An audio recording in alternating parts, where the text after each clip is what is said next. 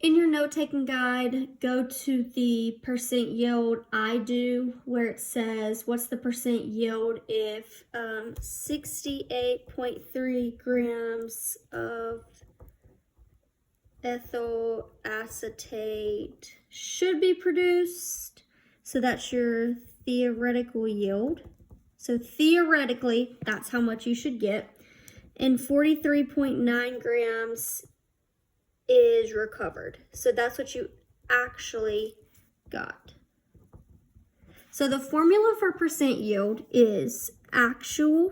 So if you want to know percent yield, you're going to do actual divided by theoretical times 100. So all we're going to do is basically just plug in. The hardest part is looking at a word problem and pulling the information you need.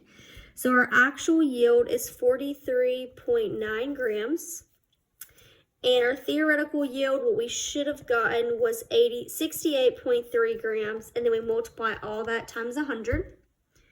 And using sig figs, we want 3 sig figs, because we have 3 sig figs here, is 64.3%. So you only got 64.3% of what you should have done. So that could be due to any types of error, or any other, and there's a lot of reasons for why that could be. So I'm going to go ahead and do the next percent yield problem on your note-taking guide. That's the one that is 2 arsenic, and let's see. So this problem in your note-taking guide, and it says if 8.87 grams of this compound reacts with carbon, then you should get 6.71 grams of arsenic.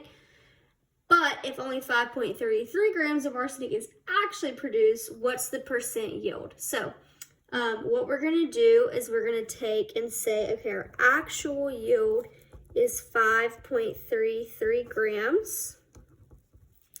And our theoretical, we should have gotten is that much. So that was one of the products. So we take our actual yield, 5.33 grams, and we divide our theoretical yield and multiply times 100. So you should get 79.4%. So that's a much better yield. We got 79.4% of our product here. So that is how you solve these percent yield problems.